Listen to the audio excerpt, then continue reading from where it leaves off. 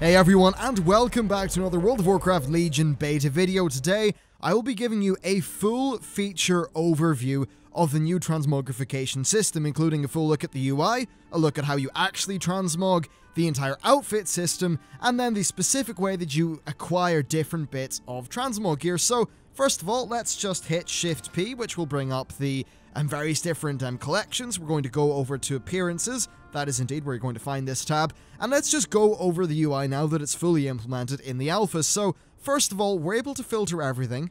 Right now, I'm just going to enable both things that I've collected and things that I haven't collected. Now, across here, you can see various different buttons. These correspond to each slot. So we've got head, shoulders, back, chest, shirt, tabard, wrist, hands, waist, legs, and then your feet. We also have our main hand and our offhand, and you'll notice this little icon above each. That allows you to select a weapon enchantment. So the way this all works is you hit Control-click on an item, and this brings up the dressing room. And the dressing room thing itself is slightly souped up in Legion. Right now, it just says no outfit, and I'll show you the outfit system in a little bit of time. So basically the way it works for your transmog is you think about what slot you want to start off with. Usually when doing a transmog, I like to start off with the shoulders because in WoW, you know, the shoulders are so big that that's really the sort of basis of the color and sort of theme of your spec. Now, you can go through all of the different shoulders in the game pretty much in the order that they were added to the game. You can, of course, select ones that you've collected, ones you haven't collected, and then loads of different sources. So, again, that's nice, but I would like to see more. I'd like to see PvP, non-PvP. Well, actually, just the PvP tag in there would be quite nice. But yeah, more sources, or more filters there would be nice under sources, but hey, it's nice to see they're starting. And I would also like some sort of functionality to be able to roughly select by color palette. That's a feature that Mogit has. I don't think Mogit does a particularly good job, but again, that could be a handy little tool. Anyway, so you can just control-click and things to put them onto the dressing room, which is pretty cool. You can just go through all of your different slots to make yourself some form of set. I'm just going to randomly throw stuff on here for the sake of showing you how the system works. Alright, so I think that's us looking sufficiently ridiculous. Now let's have a look at weapons. So I'm just going to switch over here to a one-handed sword. We're going to apply a really basic one from the vanilla game. There we go, the Dazzling Longsword, that will do. And I can now click Weapon Enchantment, and we can select different kinds of enchantments. You can see, actually, that these do have to be unlocked. So that's pretty cool, so you'll be able to unlock these and apply them to your weapons. Yeah, there you go, Glorious Tyranny, I think that one looks pretty nifty. And then we will, in our offhand, let's just put another one-handed sword there, and, you know, kick it back to times when Titan Grip wasn't a thing. We'll throw on a random enchantment. Now, you might be thinking, okay, how do I save this set so I can bring it up later? Not that you would ever want to bring this set up later, but you just go here, you go to New Outfit, you give it a name, so, hello, YouTube, and now you'll be able to browse through all of them. You know, I can click on my amazing vanilla transmog.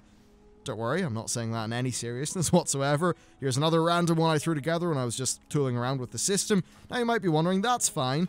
How do I actually apply that stuff to my character? Good question.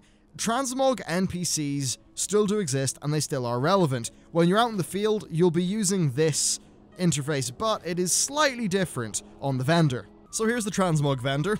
There was a bit of worry that these guys would be out of a job, but that's not the case. If you actually want to apply one of your sets, you will still need to, you know, to actually do that. So the way this system works is you can select different slots just by clicking on them, as you can see. I'm doing here, nice and simple. There's your artifact weapon. You are able to transmog that, which is pretty cool. So as an example, I could put on this gladiator's thing. You know, we can switch these around, right? In fact, I quite like some of the gladiator gear, so let's just put as much of that on that I actually have, which I think is pretty much a full set. It seems like I don't have the legs. Do I have these? Yeah, I've got those. Yeah, there we go. So this is going to cost me 289 gold. I hit apply. And now, as you may expect, that is what my character looks like. So that's pretty much how this system works. Now you can click on an outfit, and you'll be able to instantly apply them. However, you know, these various different outfits, I haven't, you know, with some of these, I haven't unlocked all the pieces, right? So if I look at my best vanilla mog ever, what it actually looks like is, if I just open up the dressing room, best vanilla Mog, what it actually looks like is this. As you know, though, I haven't unlocked any of those pieces, so if I go up to this vendor and I tell it to Mog me to best vanilla Mog ever, it's not going to be able to do anything. It will do its best. If I only have half of the things in that set, it will Mog me to those.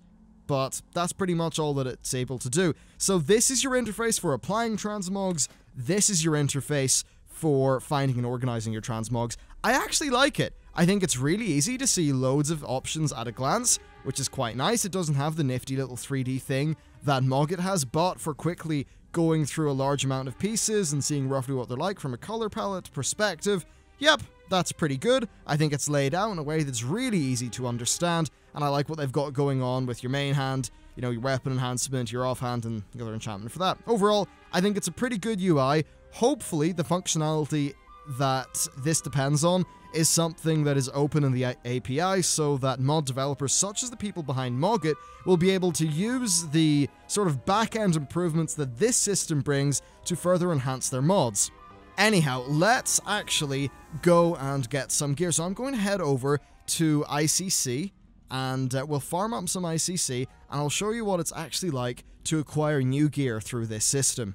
Well then, here I am with Lord Myrogar, who looks extremely imposing with the way the new action camera likes to orient things, so we'll just run in. And that's pretty much the end of him. So then, time for the actual thing that I'm here to show you. I right-click in Lord Myrogar, and then if I was to click in this Shoal of Nairubian Silk, you can see we get some new text. Shoal of Nairubian Silk has been added to your appearance collection. So basically, the way that it works is whenever you pick up a visual item like that, it just gets added automatically to your transmogrification collection.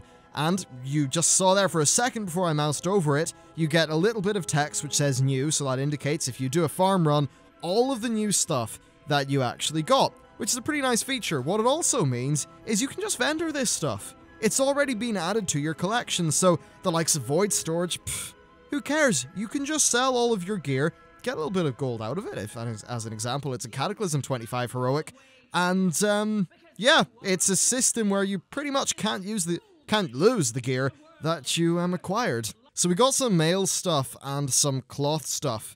Now, the way that it works though is I'm a warrior, right? I don't use either of those things.